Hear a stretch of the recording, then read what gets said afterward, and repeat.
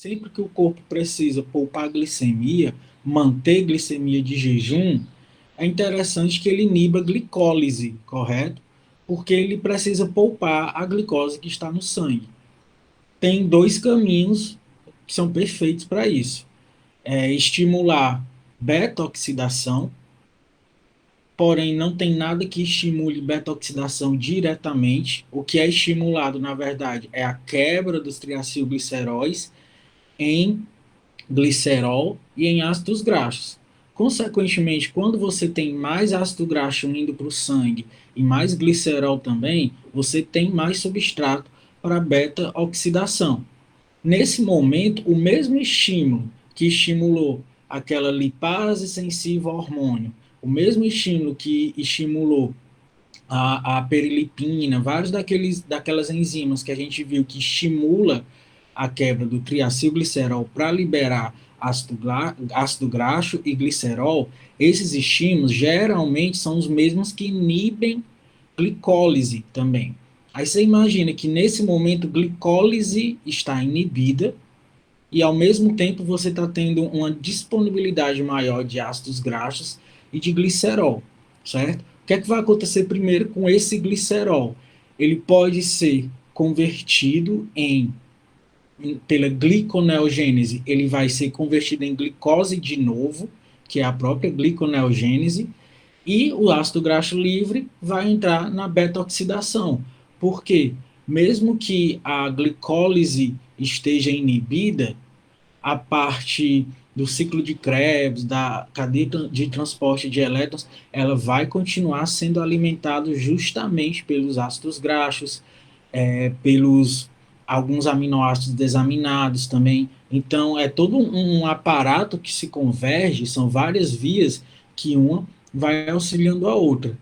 Então, é interessante a gente entender que são coisas independentes, diferentes, mas que se ajudam, acontecem ao mesmo tempo. E a gliconeogênese, o resultado dela é o inverso da glicólise, claro. Por quê? A glicólise destrói, desfaz a glicose, né? A gliconeogênese ressintetiza uma glicose que em algum momento já tenha sido catabolizada. Porém, não é exatamente o inverso. A gente viu que são outras enzimas, tem outros processos. A gente poderia chamar que é simplesmente o inverso se tudo fosse reversível, né? E não são meramente reações reversíveis que simplesmente estão num sentido, depois vão para outro. Não. Tem a produção de malato, tem isso aí é interessante ser revisado, mas o efeito é contrário. O processo não é, do ponto de vista bioquímico, não é simplesmente o inverso, mas o efeito é. Até porque nesse momento não tem como ter glicólise, porque ela está inibida. É até interessante que não tenha, para evitar o que a gente chama de ciclo fútil. O que é o ciclo fútil, gente? Já pensou todo o trabalho que o fígado está tendo em aproveitar todo o resto metabólico que existir, que ele recebe, que ele tem capacidade de aproveitar, ressintetizar a glicose, imediatamente a glicólise quebrar essa glicose que ele mesmo está fazendo, não faz sentido. Essa glicose proveniente da gliconeogênese é para ficar lá no plasma, é para ser mantida, é para ser aproveitada para quem ela é mais preciosa, principalmente o sistema nervoso central, para manter a glicemia de jejum, certo? Então acontece a inibição da glicólise e se tiver uma maior necessidade por ATP, essa maior necessidade por ATP vai ter que depender das outras vias, que são mais demoradas para acontecer, são processos mais longos. A gente viu como beta-oxidação é longuíssima, tem vários pontos de regulação, desde a mobilização do ácido graxo lá no triacilglicerol, para ele chegar no tecido-alvo, para ele entrar no citoplasma, para ver a conversão lá para a carnitina aciltransferase, para ele entrar na mitocôndria, para poder haver beta-oxidação, para ele poder alimentar o ciclo de Krebs, porque ele gera piruvato. Então você imagina como isso é demorado. Porém, a longo prazo, esse ATP é quase que inesgotável, porque daqui que o tecido adiposo se acabe, né? Então é uma fonte quase que inesgotável. E ao mesmo tempo, mesmo assim, quando esse processo começa a ficar mais dispendioso, tem catabolismo muscular e tem a própria gliconeogênese. Mas lembre-se, a gliconeogênese, a função dela é não deixar a glicemia cair. Porque essa beta-oxidação não vai ser muito interessante para o sistema nervoso central, por exemplo. Ela é muito interessante para outros eventos, mas para quem é que coordena? Tem contração muscular coordenada. Se você tiver em uma situação de enfrentamento de estresse, você precisa responder de forma coordenada. Essa resposta de forma coordenada é o quê? É um movimento. Correr, caminhar, pular, fazer qualquer tipo de resposta neuromuscular coordenada precisa da coordenação consciente, além da coordenação consciente de uma resposta do sistema nervoso autônomo em resposta a tudo isso. Só vai acontecer se a glicemia estiver ideal. Se tiver um processo já de hipoglicemia pronunciado, esses processos começam a levar ao quê? A falha. Existem dois tipos existem mais, na verdade, mas dois principais tipos de fadiga. É o que? A fadiga metabólica, que é justamente quando essa glicólise começa a ser inibida. Por ela ser inibida, os ATPs não vêm muito ao mesmo tempo, tem que haver uma espera maior no processo, porque o organismo começa a depender mais da beta-oxidação, mas o ATP vai chegar junto, e vai chegar junto numa quantidade absoluta bem maior, só que num processo que não permite aquela mesma intensidade. Isso significa o quê? Não permite que tantos grupamentos musculares e grupamentos musculares tão grandes se contraiam de uma vez só. Então, a intensidade vai ter que diminuir às custas da manutenção desse padrão de movimento, desse padrão de exercício que vai ter que diminuir a intensidade. Esse é um dos tipos de fadiga, fadiga metabólica. Ao mesmo tempo, a glicemia, que já está sendo mantida aí a duras penas às custas, principalmente da gliconeogênese, se esse estímulo estiver acontecendo no momento interdigestivo, claro, porque se o organismo tivesse alimentado há pouco tempo, você tem muita glicose no sangue ainda. Então você tem muita glicose para aproveitar. É aí que entra a relação insulina-glucagon, que é assunto da próxima aula. Mas se esse estímulo acontecer, esse estímulo de estresse, de resposta ao estresse, esse estímulo, esse disparo simpático acontecer no momento interdigestivo, que você está dependendo da glicemia de jejum, essa glicemia de jejum não está sendo mantida ali para músculo se contrair, não. Ela está sendo mantida ali para o seu sistema nervoso central não entrar em colapso e você não perder consciência. A gente viu toda aquela riqueza de mecanismos para estabelecer frente a isso que a gente acabou de falar, que acontece quando o organismo precisa adaptar de forma aguda o metabolismo de forma a ele lutar ou fugir, né? Um agente estressor, existe de fato ou não, isso é uma interpretação do sistema nervoso central, às vezes isso nem existe, mas é capaz de criar esse estímulo de qualquer forma. A gente vai ver como o cortisol participa disso também e como principalmente o sistema nervoso autônomo simpático participa disso. Porém, quando isso acontece muito, justamente devido a processos catabólicos que a gente enumerou, que envolvem catabolismo proteico, envolve catabolismo do gliconeogênio, catabolismo das próprias gorduras em si, tudo isso sinaliza a necessidade de, quando o organismo estiver no período absortivo, ou seja, no período em que os processos anabólicos não estão inibidos, eles estão livres para acontecerem e, mediante a isso, eles serão estimulados, eles vão acontecer para tornar aquele organismo já pronto para, quando houver aquele mesmo estímulo estressor novamente, ele já vai estar pronto para responder mais rápido. Ele vai conseguir entrar em beta-oxidação mais rápido, ele vai inibir a glicólise mais rapidamente, poupando mais rapidamente a glicemia dele. Não é à toa que a gente mostrou aquele gráfico em que o limiar de lactato ele se prolonga, né? Um indivíduo treinado, ele demora mais a entrar no limiar do lactato. Isso é sinônimo de quê, gente? Ele está poupando mais a via glicolítica anaeróbia dele. Isso quer dizer que todo o processo que induz e que leva o processo metabólico, direciona as vias metabólicas mais para aproveitar outras vias, para aproveitar a beta-oxidação, por exemplo, e ela se tornar mais rápida, mais eficiente, isso tudo está sendo adaptado a longo prazo.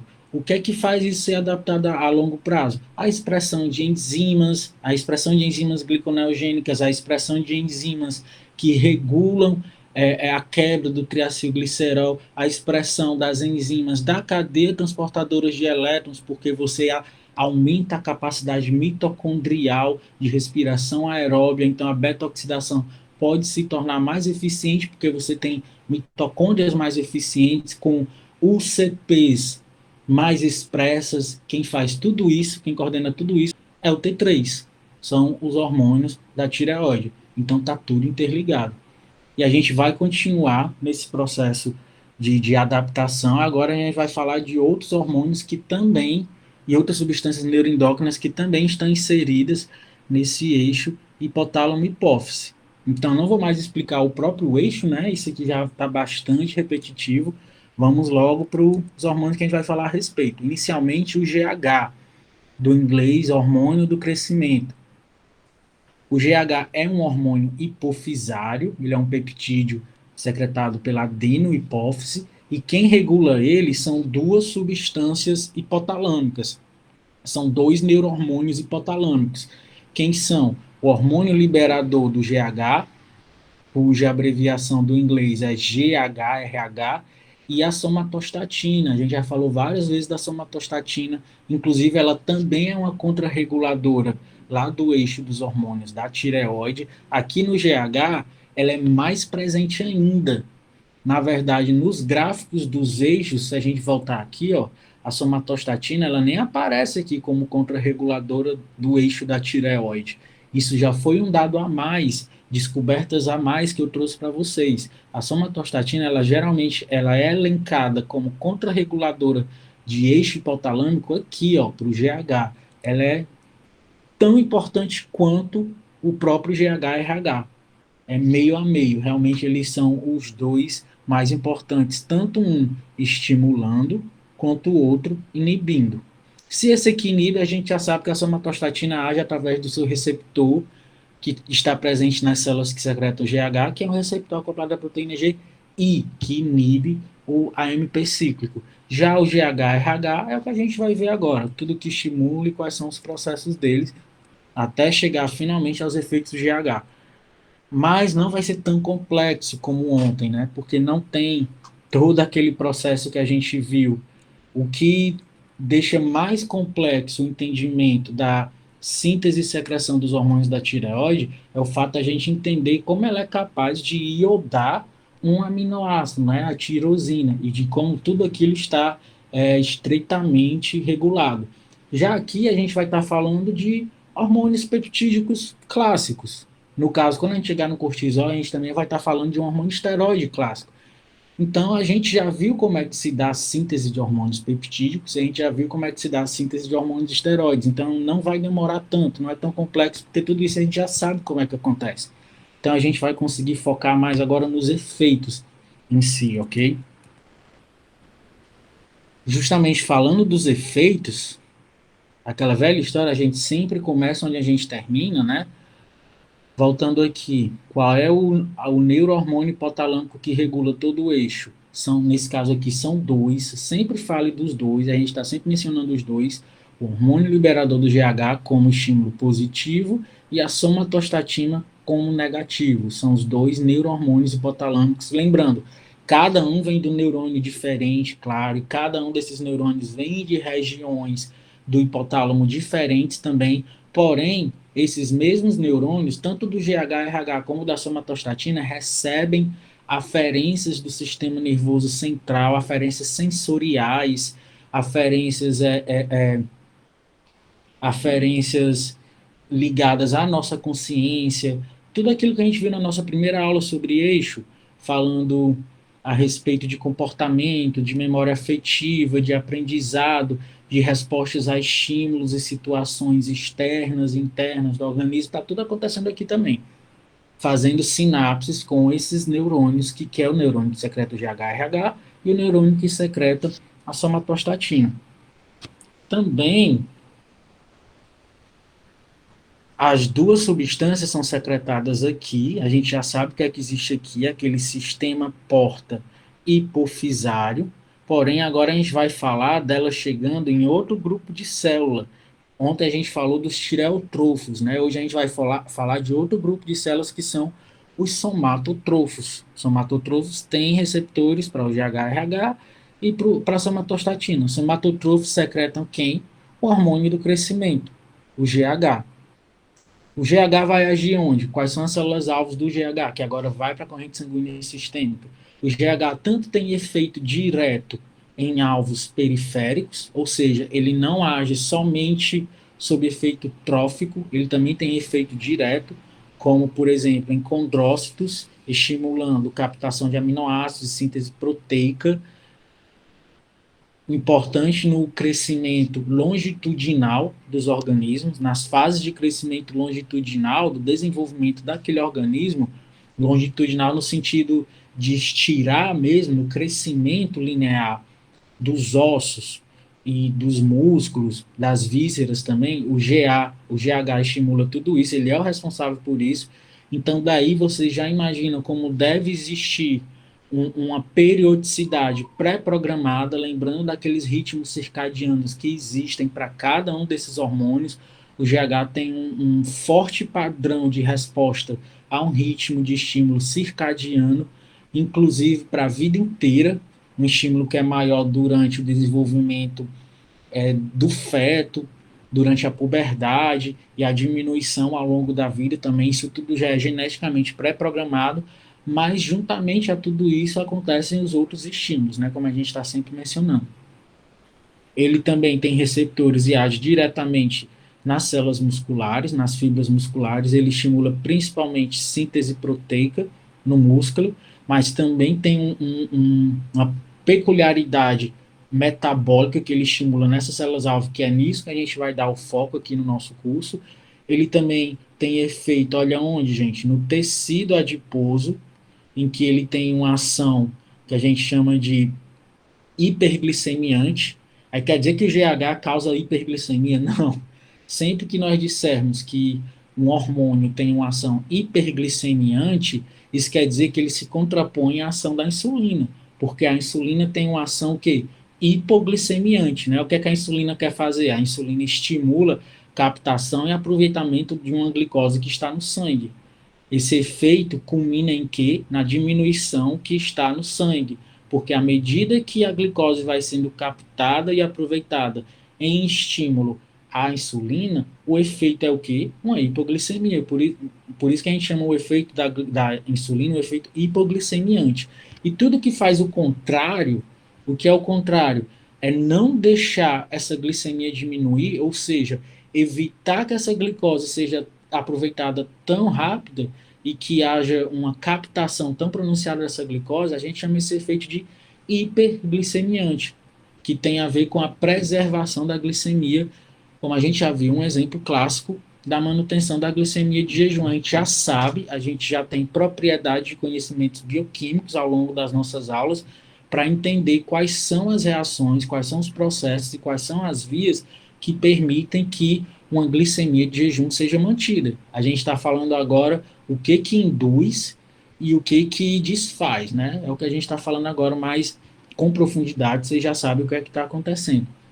Então, o GH, ele tem uma ação no tecido adiposo de inibir a ação que a insulina tem no tecido adiposo, que é o quê? A ação que a insulina tem em quase todo lugar, que é o quê? Estimular o aproveitamento da glicose.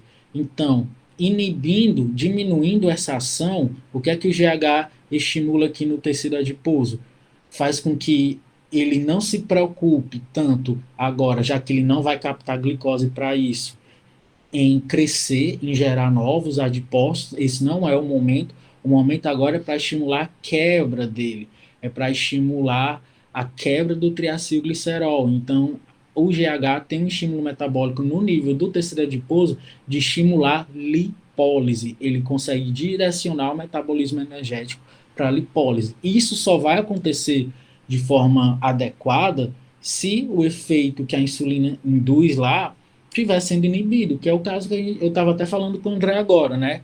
Que é o que? Inibir cólise para deixar aquela glicose tranquila lá no sangue, até porque a partir desse momento, essa glicose que está lá no sangue começa a ser mais dependente da gliconeogênese e começar a recrutar mais esse triacilglicerol. Então, o GH tem esse efeito, cortisol também vai ter, as catecolaminas também vai ter, o glucagon também vai ter, então tem todo um aparato que a gente precisa entender para ver como é que tudo isso é regulado.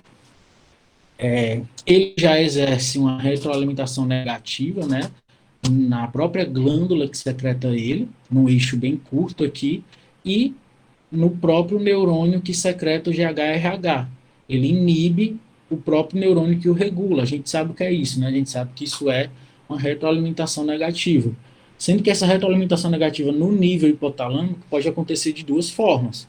A gente já falou sobre isso também, né? Ele pode inibir o neurônio do GHRH e estimular o neurônio da somatostatina, já que ela é inibidora, né? Então, retroalimentação negativa vai acontecer das duas formas.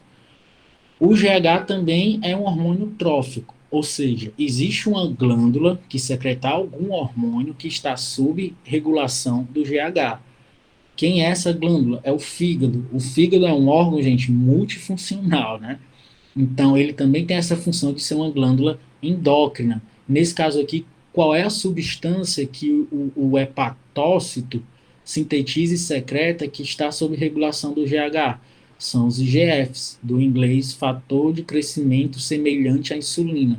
Por que é fator, por que é crescimento e por que é semelhante à insulina? A gente vai já entender. Mas ele tem a ver com crescimento, né? Como o próprio nome já diz, ele também reforça várias dessas ações do GH, inclusive algumas das ações importantes do GH quando se trata de crescimento, não é o GH chegando diretamente lá no tecido que tem que crescer e agindo lá, não. É através dos IGFs.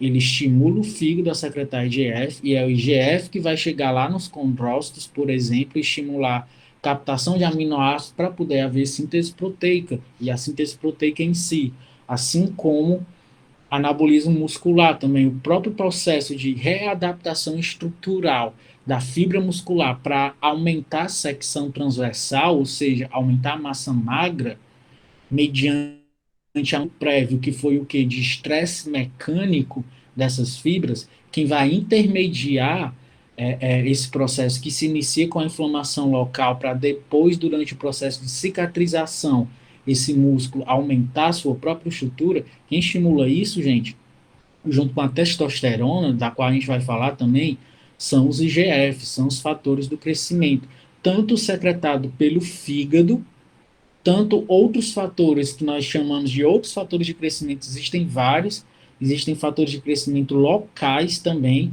que serão estimulados nesse momento, mas aí já não vai depender propriamente dito do GH, nem desse eixo aqui, mas acontece ao mesmo tempo. Outros estímulos externos e internos que estimulam todos esses processos aqui. O sono, lembra que eu falei para vocês que sempre existirá também algum padrão de estímulo dos eixos que obedece ciclo sono e vigília? Sono é um estímulo para a secreção do GH, então daí a gente tira a importância do sono, e não é qualquer sono. É sonos que um sono que atinja um estágio específico, mais profundo e por mais tempo naquele estágio, para poder haver justamente as ações, principalmente anabólicas, de adaptação anabólicas, mediante a ação do GH.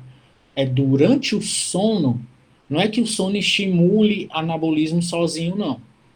Não é você dormir mais, consequentemente, você vai ter mais efeito anabólico GH, não. O entendimento não é esse. O entendimento é o quê?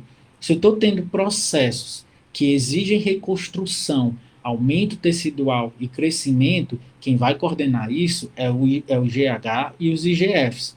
Porém, é durante o sono em que já existe um estímulo prévio do próprio GH. Então, as concentrações dele já estão mais para cima, já estão mais aumentadas. Então, é mais fácil dele responder aos estímulos prévios que aconteceram ao longo do dia. Então, um sono de qualidade, um sono profundo, é importante para poder que aconteça adaptação tecidual, adaptação a processos inflamatórios que exigem que músculo se reconstrua, que aconteça anabolismo.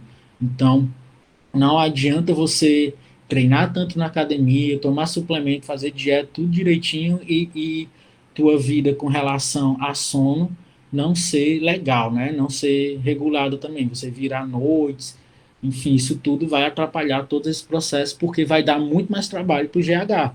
O GH vai ter que estar trabalhando sempre nos níveis mais inferiores, que é quando você não atinge essa profundidade de sono. Outros estímulos para o GH também é a própria, olha só como faz sentido, a hipoglicemia é um estímulo metabólico muito importante para o GH e à medida que a sua glicemia vai diminuindo, automaticamente via reflexa mesmo, o GH já vai sendo estimulado, a somatostatina é inibida, o GH-RH é estimulado, o GH é estimulado, porque, gente, a curto e longo prazo é o GH que vai auxiliar na, no recrutamento desse tecido adiposo para estabelecer todo esse processo que a gente estava falando agora no início da aula. Inibir glicólise e direcionar o metabolismo para depender mais das vias oxidativas, da beta-oxidação e manter aquela glicemia de jejum em níveis em que processos anabólicos também não sejam prejudicados. Processos anabólicos precisam de coordenação do sistema nervoso autônomo, precisam de energia para isso também. E essa energia não pode vir unicamente da glicose que está no sangue. Porque essa glicose que está no sangue durante o sono, por exemplo, a gente não está mais alimentado. À medida que vai passando o tempo, né, a gente vai dependendo da glicemia de jejum. Então, uma coisa acontece em função da outra. Essa ação do GH em direcionar as vias metabólicas mais para a lipólise e menos para a glicólise é tudo em função de outros efeitos que ele quer causar também. Só vai ter anabolismo se essas vias metabólicas estiverem direcionadas dessa forma também. Aí alguém já deve estar perguntando, tá, mas a insulina também não é anabólico? E como é que ele se contrapõe ao efeito da insulina e a insulina também é importante para o anabolismo? A gente vai já responder isso.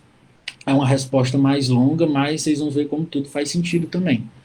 Não é tão antagônico assim. Alguns efeitos são antagônicos e alguns agem em conjunto. Ele não é inimigo da insulina, tá, gente? Ele não atrapalha, não está aqui só para atrapalhar a vida da insulina, não. Os processos anabólicos, eles fazem juntos. Já quando se trata de metabolismo energético, um atrapalha o outro, mas anabolismo não. Então essa dinâmica eu acho muito interessante de entender também.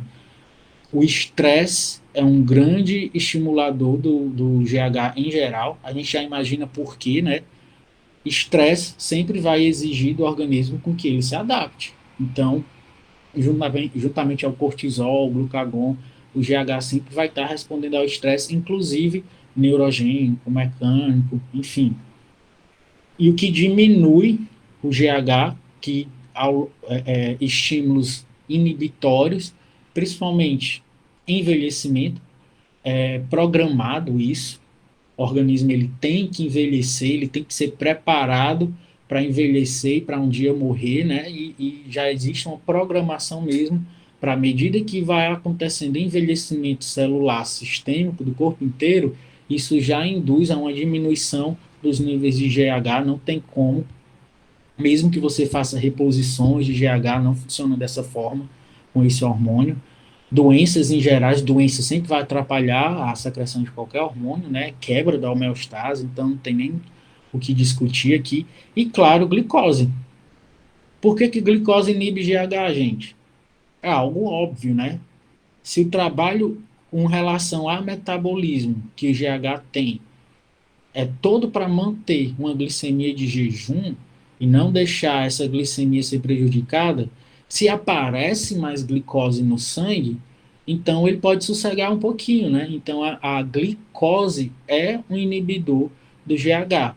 Então você imagina que um indivíduo que tem glicemia constantemente alta prejudica o seu anabolismo também, porque processos de recuperação, de reconstrução tecidual que são estimulados pelo GH podem estar atrapalhados se os níveis de IGFs dele, principalmente, estiverem inibidos pela presença alta constante de glicose, por exemplo. A glicose é um potente inibitório de todo o eixo. A gente vai falar de outros estímulos também.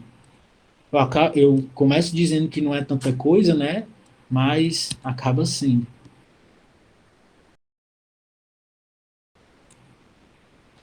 Então aqui está o eixo. Hipotálamo secretando GHRH, e lembre-se, somatostatina também. E o restante da história a gente vai continuar ao longo da nossa aula. Como eu falei para vocês, aqui a gente vê um dia, ó, 24 horas, e esse gráfico representa a concentração do GH plasmático. Olha a diferença dos picos de GH durante o período acordado. A partir daqui, esse organismo está dormindo. Olha os picos de GH ao longo do sono. Então, lembra que eu expliquei para vocês? Não é que o GH só vai funcionar durante o sono. Na verdade, os picos, quando você está acordado, eles acontecem também. O GH funciona também. Mas, por exemplo, se eu preciso de uma resposta, vamos supor, dar um exemplo que é fácil de todo mundo entender, que é o músculo hipertrofiando, né? Vamos falar assim de algo a grosso modo mesmo. Músculo hipertrofiando, ele precisa ter uma sinalização via GH, via IGF, a gente vai ver como é que isso acontece, para ele hipertrofiar. Vocês acham que é mais fácil o GH avisar para o músculo, ó, tá na hora de você crescer, durante esse período aqui, ou durante esse período que ele está mais suscetível a ter picos maiores? Durante o sono, né? Por quê? Ele já tem picos mais altos, então é mais fácil de estimular esse H. É mais fácil de fazer ele agir, porque ele está mais sensível lá, ele já está dando subidas mais altas, né? Ele tem picos mais pronunciados. Por isso que se esse período de sono diminui, você já tem uma tendência a dificultar a vida do GH, né? Então são fibras serotoninérgicas e colinérgicas que vêm de regiões do sistema nervoso central que coordenam esses ciclos, esses estágios do sono também. E durante o sono profundo, principalmente os estágios 3 e 4 do sono profundo, que acontecem mais esses picos. Isso aqui já é uma forma de funcionar do sistema nervoso central mesmo, porque esse neurônio aqui, o neurônio GHRH, ele faz muitas sinapses com essas fibras aqui. Essas fibras são justamente as fibras que respondem mais nesses estágios do sono. Então, ele tem um importante padrão de sono vigília. Isso aqui vai variar, viu, gente, de espécie para espécie. Eu estou falando do ser humano. Tem espécie que é exatamente o contrário. Então, lembrem disso também. Enumerando outros estímulos, a gente já deixou bem claro, né, como é que estresse, seja físico e neurogênico também, estimula o GH. A gente já entendeu qual o sentido da hipoglicemia estimular o GH também. Lembrando, por que que o GH não quer deixar uma glicemia de jejum cair tanto? Porque a função dele, de fato, por isso que o nome dele é hormônio do crescimento, a função dele é aproveitar processos metabólicos favoráveis ao anabolismo. Se houver hipoglicemia, uma hipoglicemia mantida em estágios que sejam prejudiciais ao anabolismo, ele não vai conseguir ter seus resultados, ele não vai conseguir estimular o que ele quer. Então, ele precisa estimular as duas coisas. Ele precisa manter uma glicemia de jejum, ele precisa ser capaz de estimular a lipólise para poder, mediante a isso, ele conseguir estimular processos anabólicos também. Sem um, não vai acontecer o outro. Essa hipoglicemia estimula o GH tanto diretamente. Aqui no hipotálamo tem centros que a gente já viu alguns quais são, né, que são sensíveis a oscilações da glicose no sangue que vão estimular diretamente o eixo, mas também através da inibição de quem? Da somatostatina, e também a grelina e o peptídeo vasoativo intestinal, vocês já viram isso aqui com a Cassiane, também são estimuladores do GH. E olha que interessante, eles informam eles são aferências também, né, para o sistema nervoso central para informar o que? Ó, você está tendo um estresse metabólico também. Antes mesmo dessa glicemia começar a ser ameaçada, ele já começa a informar a respeito da presença ou não dos nutrientes no trato gastrointestinal, né? Já para preparar, é como quem está chegando para o GH e dizer, ó, GH, Você está querendo aqui provocar anabolismo, você quer fazer seu músculo crescer, mas você precisa de energia para isso. E eu estou aqui para lhe avisar que esse organismo aqui já está começando a faltar aminoácido, já está começando a faltar carboidrato aqui, então é bom você segurar sua onda. Então, grelina e VIP participam dessa comunicação também. Endorfinas, glucagon, que são o quê? São mediadores, são peptídeos, são neuropeptídeos responsáveis por informar a respeito de estresse. Toda a nossa parte de responder a estresse, é aqui que estresse neurogênico também pode estimular todo o eixo do GH também, assim como dopamina, serotonina, a catecolamina, principalmente a norepinefrina também, a grelina diretamente pode estimular também. O T3 estimula, a gente já falou dessa relação lá na aula passada, e os aminoácidos na corrente sanguínea estimula, principalmente através da inibição da somatostatina. Lembra? Inibir, inibidor é sinônimo de estimular. E qual é o sentido de aminoácidos estimular o GH? Todo sentido, né? É como quem está avisando, ó, eu estou aqui, pode me aproveitar para fazer síntese proteica porque eu estou disponível. É basicamente o que o aminoácido está avisando aqui para o GH, né? Então é interessante. Aminoácido também estimula a insulina. Então vocês vão ver quando se trata de síntese proteica, anabolismo proteico, eles não são antagônicos. Mas quando se trata de metabolismo da glicose, sim. E inibidores seriam envelhecimento, doenças em geral, glicose, a gente já viu. Mas, por exemplo, quando se trata de retroalimentação negativa, é óbvio que os IGFs, que são estimulados pelo GH, exercerão retroalimentação negativa também. E os ácidos graxos livres no sangue também. Por quê, gente? Lembra daquela história de níveis circulantes também exercerem retroalimentação negativa? Ácidos graxos livres é algo que circula no sangue em resposta à ação do GH também. Se tem muito ácido graxo livre circulando no sangue, ele precisa avisar para o GH, ó, pode sossegar também que já está tendo lipólise demais. Então tem que ter essa retroalimentação negativa também. Um indivíduo obeso, além dele aumentar a possibilidade dele estar sempre em hiperglicemia, já atrapalhando aqui o estímulo do GH, já que glicose é um inibidor também, um indivíduo obeso, ele tem uma alta taxa de lipólise. Não é porque ele é obeso que ele tem pouca lipólise não. Na verdade, obesidade sempre vem acompanhada com níveis altos de ácido graxo livre no sangue, né? Porque ele tem muita tecido adiposo para isso, que é um outro fator que prejudica os processos de reconstrução tecidual e de adaptação tecidual que dependa do GH também, já que os ácidos graxos livres inibem todo o eixo.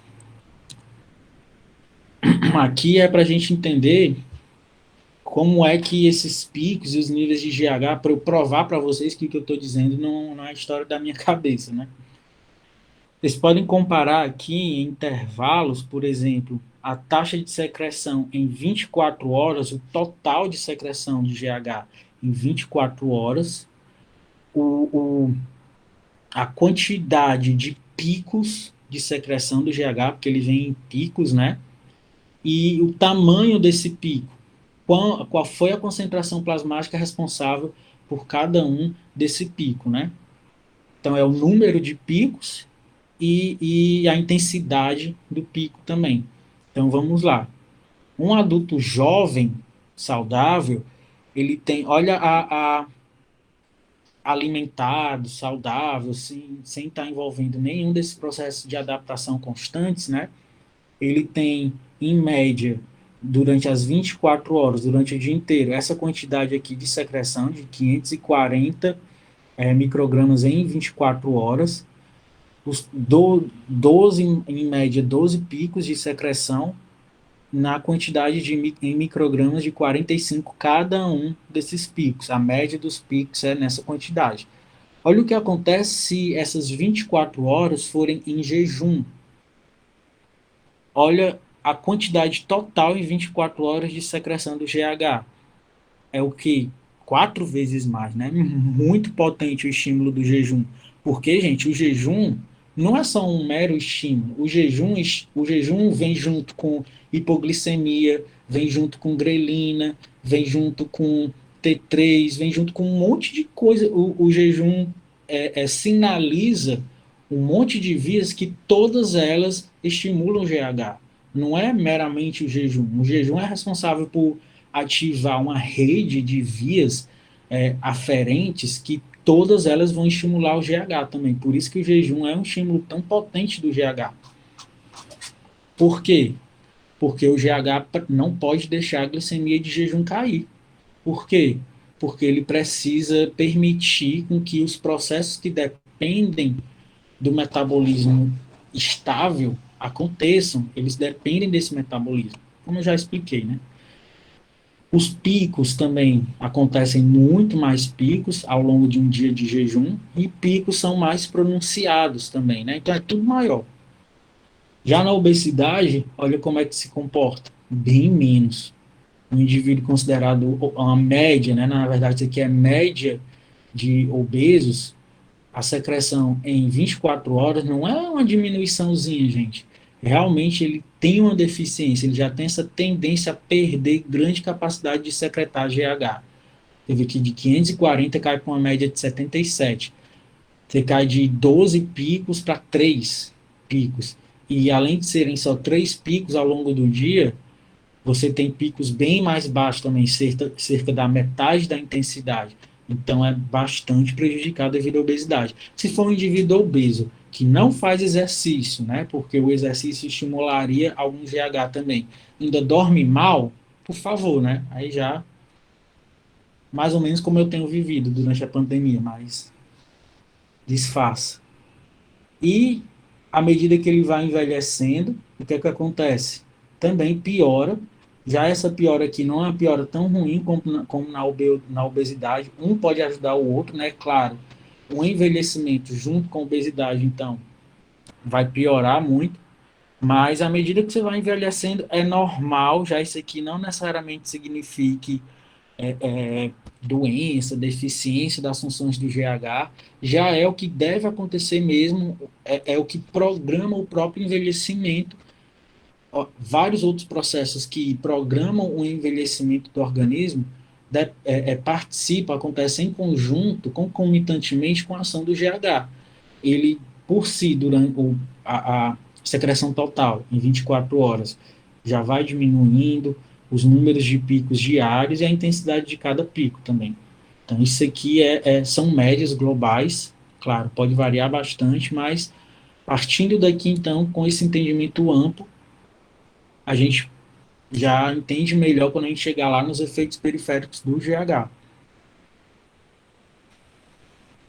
Olha só esse gráfico. A gente tem novamente os níveis de GH, concentração plasmática de GH, e aqui ao longo do tempo, né? E como essa concentração plasmática vai responder mediante a ação de cada um desses agonistas aqui, de cada uma dessas substâncias. Você imagina que você tem um organismo, um ser vivo, que você vai. Isso aqui pode ser feito com humanos também. Eu não lembro se esse estudo foi com humanos ou com outra espécie, mas aqui é para vocês entenderem. Eu acredito que tenha sido com humanos, que é de um livro de endocrinologia. Mas, enfim, aqui para demonstrar o quê? Você tem a resposta do GH separadamente a cada um desses estímulos, para vocês entenderem como é que acontece essa dinâmica. O GHRH, que a gente tende a entender que é o principal de tudo, né, já que ele é o neurohormônio secretado pelo hipotálamo, que é o regulador do próprio GH, a gente imaginar, então ele deve ser o estimulador mais potente de todos, né? Ele é o estimulador, tudo depende dele. Sem ele, GH não vai conseguir ser estimulado.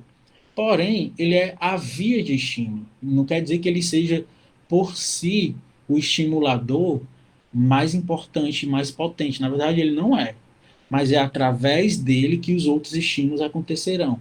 Tanto que ele, isoladamente, se você colocar ele para estimular o GH sozinho, olha os níveis, sobe, né? Ele estimula o GH também, mas compare isso aqui com a grelina. Quando você injeta grelina nesse organismo. Olha o pico de GH em resposta à grelina. A grelina está informando potencialmente o quê? Um estresse metabólico. Então, ó, o GH, corra atrás para o quê? Para inibir glicólise, estimular a lipólise, porque a coisa está começando a ficar preocupante aqui. Então, a grelina é um dos mais potentes estimuladores do GH. E, na verdade, o que acontece? Eu acabei de falar para vocês, o GH-RH é a via pelo qual os estimuladores se potencializam, né? Então, quando a gente junta GH-RH com grelina, que é de fato o que acontece fisiologicamente, é quando você tem um máximo de estímulo do eixo. Se for só o GH-RH sozinho, é bem menos comparado com os dois juntos. Ok? E isso tudo também vai depender, vai depender diretamente do sono. Lembrando sempre, se isso aqui for durante a noite, esses picos serão mais altos ainda. Durante a noite, não. Durante o sono profundo, esses picos serão mais altos ainda, mais constantes e mais pronunciados. E aqui a comprovação de como o próprio jejum, a própria falta de nutriente no organismo, que jejum traz hipoglicemia, traz, como eu já falei, né, traz sinalização de tudo isso aqui praticamente que a gente viu, pode ser direto ou indiretamente estimulado pelo jejum também. Então, ao longo de um dia, isso aqui é um registro, uma média de registros em 24 horas de GH, vocês podem ver que durante um dia normal, né, o dia controle, até aqui você tem o quê? Esse indivíduo, mais ou menos até aqui, pouco depois das 20 horas, ele se alimentou e depois ele dormiu. Ao longo do sono, realmente teve já, aumentou alguns picos, né? Principalmente o pico inicial se pronunciou mais bastante. Isso aqui seria um dia normal e esse indivíduo se alimentou ao longo do dia. Teve um jejum mais duradouro durante o sono, né? O sono por si é um estressor metabólico também, porque durante o sono você não está se alimentando, né? E respondeu durante o sono também.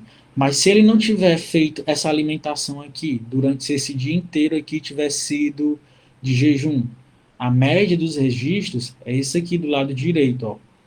Ele nem baixa para esse nível basal de GH, não, né? Ele sempre já sobe para gerar picos, ele já sobe de um patamar mais alto, porque o jejum já está lá constantemente estimulando. E depois do sono, então, aí é que o pico aumenta de vez, para vocês verem como o jejum é importante nisso aqui. Mas o crime compensa, gente, porque eu estou falando o tempo inteiro para vocês que o GH estimula a lipólise, né? Ah, se o GH estimula a lipólise, estimula anabolismo, então eu vou passar fome, porque é tudo que eu quero. Eu quero aumentar a massa muscular e eu quero perder gordura. Então, jejum vai ser perfeito para isso, porque ele vai estimular o GH. E o GH vai o quê? Vai queimar minha gordura e vai aumentar minha massa muscular. O que é que vocês acham? Isso vai dar certo? Alguém já desconfia? Se eu estou perguntando, provavelmente é porque não, né? Mas mais na frente a gente vai entender isso aqui, quando a gente chegar naquele gráfico final em que a gente correlaciona todos os estímulos de regulação, a gente vai entender porque que esse crime aqui não compensaria, porque que o jejum não compensa. Até porque ontem a gente já falou de um deles, né? Se eu parar para pensar só no GH, se o GH fosse o único regulador desse metabolismo basal, né? O jejum seria muito bem-vindo aqui. Sendo que a gente já sabe que não é só ele. O jejum estimula aquele processo que a gente viu lá da tireoide, e é importante que ele faça isso lá também. Por quê? Porque uma privação já é um sinal de aquele organismo não pode manter seu mesmo nível de processos metabólicos. Ele tem que diminuir, ele tem que entender que ele está passando por privação. Porém, não é o GH que vai ser responsável por gerar essa adaptação. Por isso que no GH a gente não percebe isso. Quem é o responsável por gerar essa adaptação, que é uma adaptação de fato basal, o GH seria uma resposta mais a médio prazo, né? De forma basal mesmo, quem estabelece um novo estado metabólico daquele organismo, que é o que? Um novo ponto de equilíbrio de necessidades energéticas, de funcionamento permanente mesmo, é difícil reverter isso. Quem tem essa capacidade são os hormônios da tireoide, é o T3. O GH não, o GH é um intermédio. Mas a gente não pode pensar isoladamente só em um nem o outro. Tanto que isso vale para qualquer hormônio. A gente não pode nunca pensar num estímulo metabólico só com relação a um único hormônio, porque sempre vai ter algum outro para proteger o nosso organismo. Nosso organismo evoluiu do ponto de vista biológico para ser um poupador de energia. Ele quer poupar energia. Foi isso que permitiu a evolução da nossa espécie, essa nossa capacidade de poupar energia para manter os processos biológicos, né? Então, não faz sentido a privação ser bem-vinda. Nunca vai ser bem-vinda. Quando a gente vê isso aqui, a gente pode imaginar que dá a entender que a privação é bem-vinda, né? Mas a gente não pode ter esse pensamento limitado. É por isso que num curso desse a gente vê todos os outros hormônios sempre tentando enfatizar a integração entre eles.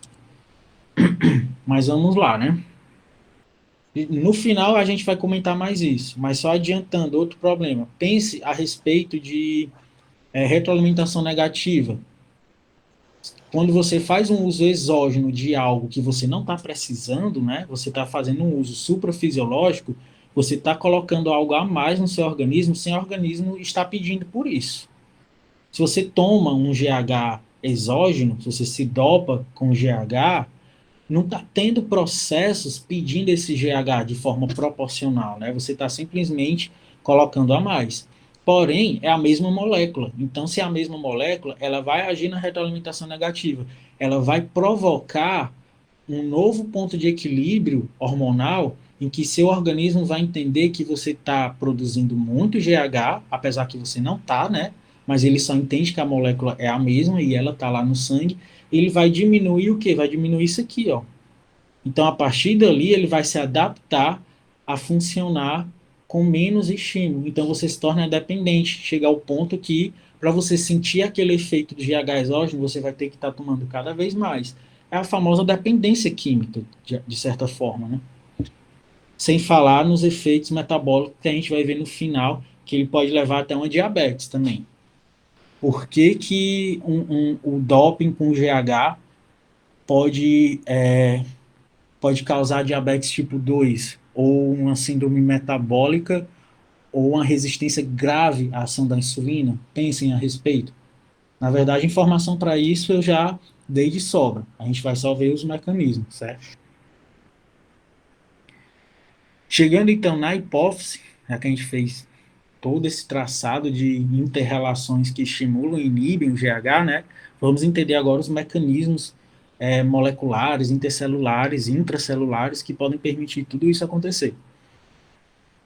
Aqui no somatotrofo, que é a célula específica da hipófise que tem receptor para somatostatina e para GHRH, esse somatotrofo ele expressa justamente o receptor desses hormônios, que pode agir tanto via ativando tanto a proteína GQ como a proteína GS, e também tem uma outra via de segundos mensageiros que é estimulado pelo cálcio, que é a formação do complexo cálcio-camondulina, que pode ser estimulada por ambos, né?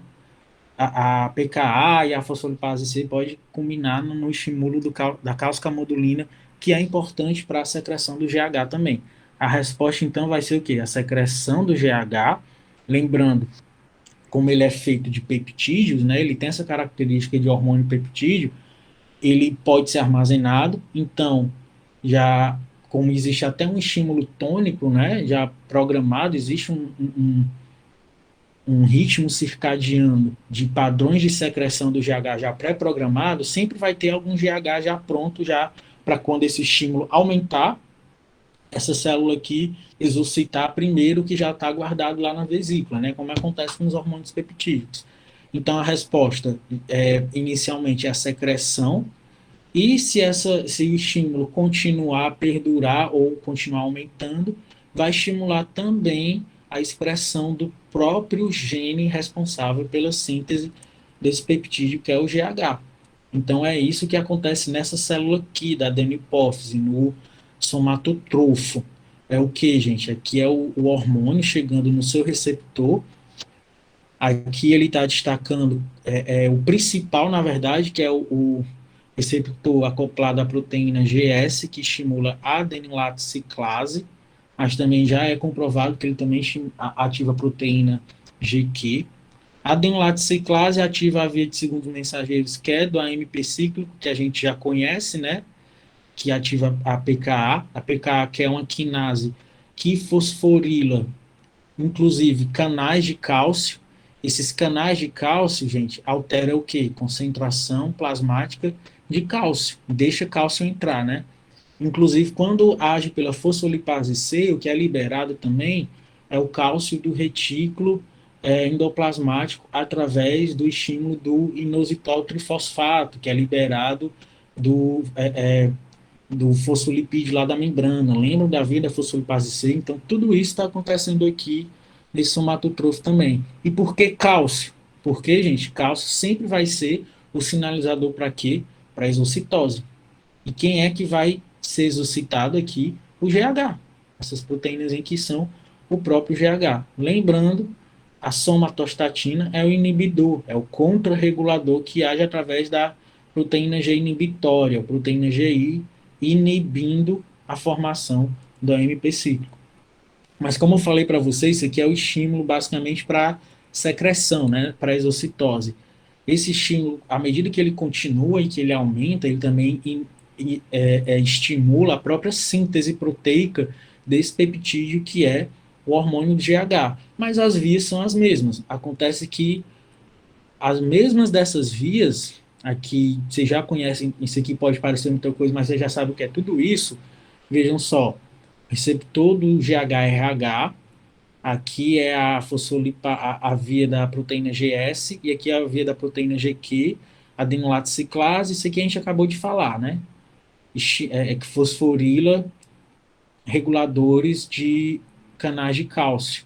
Mas também tem a via da fosfolipase C. A própria via da fosfolipase C libera, através do IP3, o cálcio do retículo que armazena cálcio dentro dessa própria célula.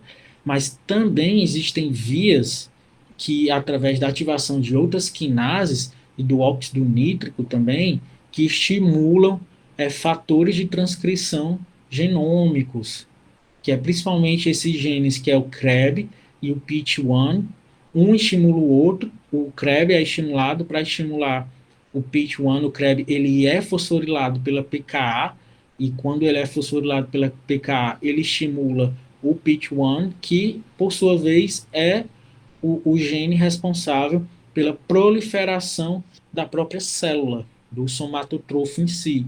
Então, ela também pode responder aumentando a sua própria proliferação. Por quê? Ela se proliferando, ela vai aumentar a sua capacidade de sintetizar e a sua capacidade secretória também do próprio GH. E o CREB, ele também é o estimulador tanto de forma direta como de forma indireta, né, através do estímulo da proliferação celular, da transcrição do gene do GH. Outra via, que é a da MAP quinase, também estimula a proliferação. O resultado disso é o estímulo para síntese proteica do que vai vir a ser o GH. Claro, para isso acontecer, ele vai seguir todo aquele processo de síntese proteica, pré-pro-hormônio, pró-hormônio, que eu não vou mais repetir toda aquela história. E lembrando que sempre vai ter a proteína, o receptor acoplado à proteína G inibitória, que é o receptor da somatostatina, inibindo essa adenolato ciclase aqui. Então, ele segura a onda dessa secreção. Não vai inibir a transcrição do gene, claro, mas não adianta de nada sintetizar se tiver diminuída a sua capacidade de responder ao estímulo de secreção. O estímulo de secreção é o cálcio, que é justamente quem é inibido pela somatostatina. Lembrando que a gente ainda está no somatotrofo. O GH nem foi para o sangue ainda. A gente está entendendo a regulação do eixo hipotálamo-hipófise. Quem é que é contrarregulador disso? Relembrando, a própria concentração do GH plasmático, né? Porque isso aqui é retroalimentação negativa, tanto diretamente como via estimulando a somatostatina, já que a somatostatina é inibidora, é um contrarregulador, né?